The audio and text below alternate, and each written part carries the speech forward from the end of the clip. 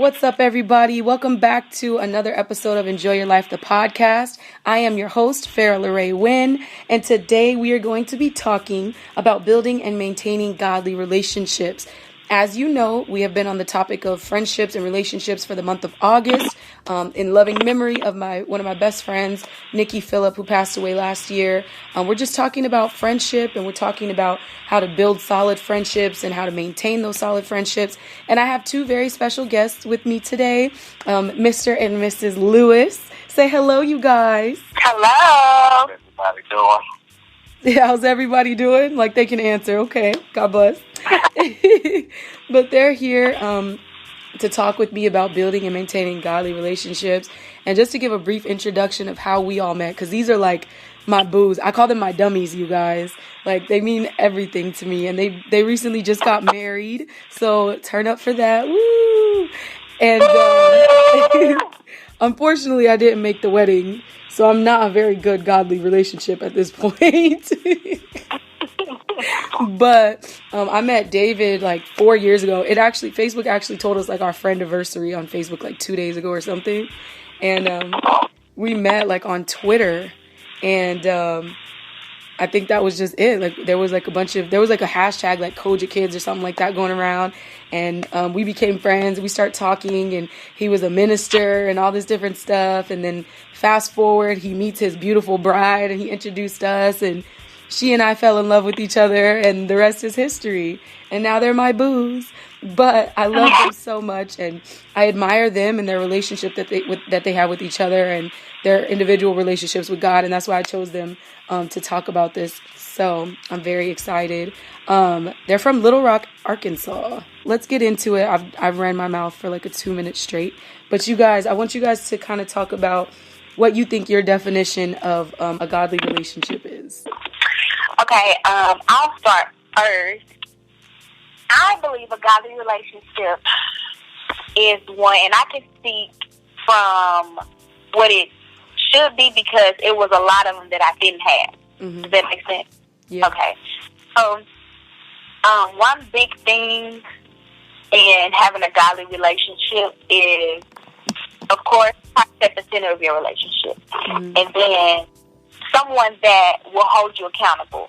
We all want those friends that'll ride or die and agree with us and all of that stuff, but we absolutely need that friend that'll check you and say, hey, you can't do this. Like, we can't both be serving God and both flipping up at the same time. You know what I'm saying? Somebody has to be able to withhold the standard and to hold the other person accountable. And that was one thing that I was lacking in a lot of my relationships, was that accountability. So that's one big thing for me, accountability. And I believe that it's important for friends to be able to cover each other in prayer, to pray together. If something does come up, I feel like a good godly friend will be able to listen and not spread business and stuff like that. But I can go on and on and on, so I'm going to let Mr. Lewis tap in for just a second. Well, she said everything that's necessary. Just keeping God first and at the center of your friendship. It doesn't necessarily mean that you have to be deep and talk about God 24/7, but acknowledging Him in a friendship, praying with one another, things of that nature. Divine connections come out of those things. By yourself praying to God, it's going to be divine connection from you. People don't think about it that way. Just connect with somebody from across the room, they're buddy, pals, and things like that. But it's necessary to pray in all things. The Bible talks about that. Amen. Now, I definitely think that there's a difference when we're building godly relationships. There's a difference between seasonal friendships and lifelong friendships. And personally, I feel like I can tell the difference.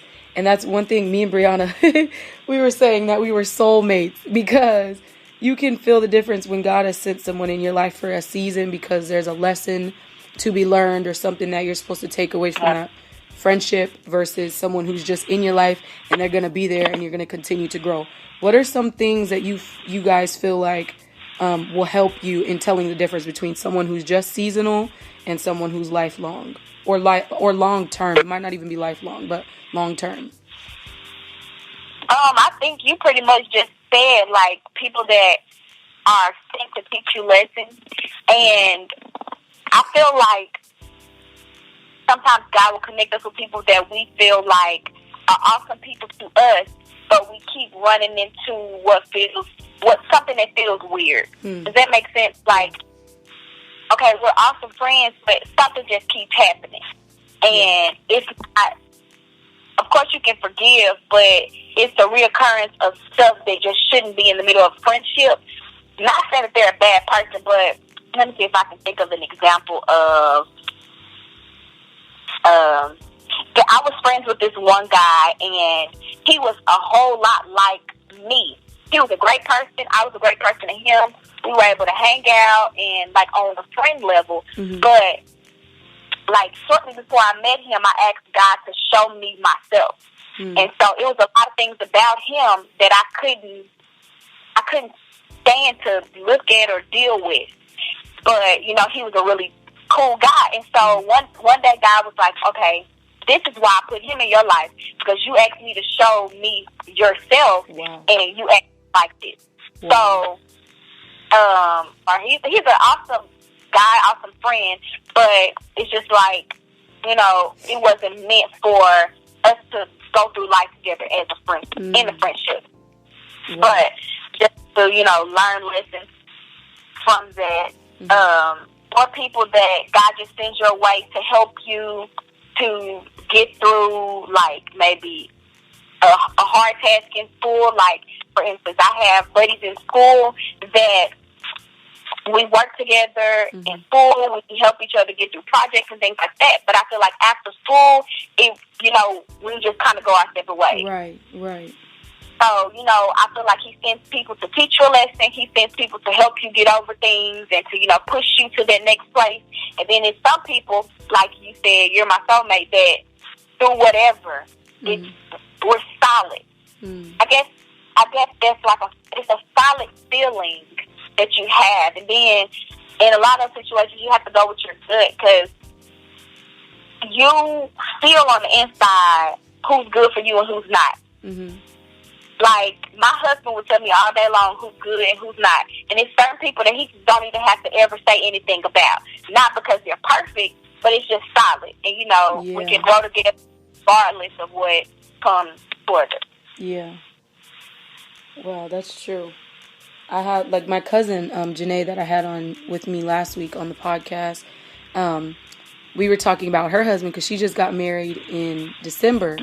And I love her husband so much. He's a good man, and I just love the way he is with her. And one thing that I always say about him is, like, he's considerate of the people around her. Like, if someone's good for her, he'll tell her, like, yo, you need to fix things with this person, or that person's no good for you, or whatever. Like, he's just always just there for her. Like you said, he knows the difference too in a person who's solid. Like, when it comes to me, he knows that I'm going to be there. Like, forget the fact that we're cousins. Like, she's one of my closest friends. He knows I'm going to be there. So certain times, like, he don't even have to say nothing about me. He's just like, okay, yeah, Farrah, okay, cool. And then there's some people he might be a little extra worried about. And me and my cousin were just talking about that. But I think that's important. Another thing, just while we're on the topic of it, is that with your husband, he's your spouse. So there's things that he can see. But sometimes when we have godly friends, they can see things about our other friends that we may not see or pay attention to. And I think it's important to discern the difference between jealousy and wisdom. I had a friend, when it came to Nikki, I wrote her a letter that I was going to send to her prior to her passing away, because when she passed away, we weren't on talking terms. And I was going to send her a letter, and one of my friends advised me not to send it. It was like, I spoke to a few people about it, and they were like, if she's a good friend, she'll come back. You don't need to reach out, blah, blah, blah. Took that as, this is my friend, she has my best interest, instead of using wisdom and discernment to know the spirit behind it, that person was jealous. You know, I came to find out after Nikki passed away, they told me, oh, I'm sorry, I told you not to send a letter because I was jealous of your friendship, blah, blah, blah. And it hurt me. But what I should have done was use wisdom to know, like, this person is looking out for them, not out for you. And when it comes to, like, your spouse or close friends or even sometimes family members, they can see certain things that you can't see. Or they understand something about someone that you're saying is a godly relationship. They understand something that you don't. So I think it's important, too, when we have those people that are close to us, that are advising us or giving us wisdom on that we're not even really obedient, but that we pay attention to the words that they're sharing with us in regards to that. Because that's important. Yeah, I agree. And I had a really hard time in that area because David doesn't mind telling me, you know, this friend is not a good friend to you or for you. And because I was in a friendship for so long, it's like it's hard to just call it quits. And you know, I was always trying to defend the friendship and things like that, when instead of just accepting it, because deep down inside, you know what's right for you and what's not right for you, but just because of being in it so long, I saw a quote, I think it said something about just because you took so long making a mistake doesn't mean you have to stay in it or something like that. I'm probably jacked it all the way. We have like 2 minutes left. I want to talk about that briefly, though. What do you do when you're in a friendship that is not good for you? How do you end that? Like, how do you step away from that person who you realize is not adding to your life in any way? Pray for wisdom. Since we're talking about godly relationships, you have to pray for wisdom. Because everything you say isn't good. It's not the right thing technically to say.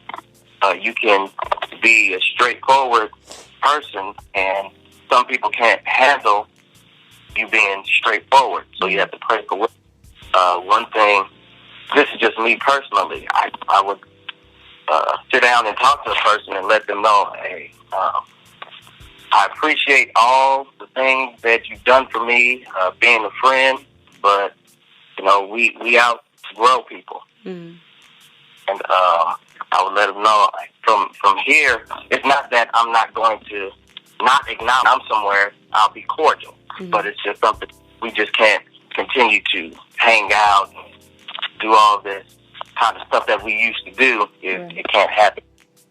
And it's crazy. I just had this thought in my mind while you and my wife were talking. Like, outgrowing people is like outgrowing clothes. How you can decipher what a long-term friend is and a short-term friend. It's like clothes you outgrow. You throw your favorite pair of jeans in the washer and throw them in the dryer and come out and they're short or too tight. Your friendship is that way. You throw it in the cycle, it gets dirty. You throw it in the cycle to get clean. And if it comes out too tight, comes out too short, you outgrow it. Then you have to put it aside, give it to somebody else or whatever the case may be. That's an interesting analogy. That's good. Listen, we're going to come back with a part 2. Bishop is going to take us to the next level and preach us on enjoy your life. Well, oh my God, that was really, really good. But that's all the time we have. Thank you so much, Briana. Thank you so much, David, for doing this with me. I love you guys, and I appreciate you, and I respect you, and you guys are just amazing. Follow them on their social media accounts, you guys. I think, David, what is yours? God's Anointed? Yep, _God's Anointed. And Bree, what is yours? Brilliantly? It's Brilliantly Me, BRI_. Let me write it. I am. We can't. I'll put it on the screen. Well, thank you so much for tuning in tonight, you guys. We will be back with more next week. I love you and God loves you. God bless.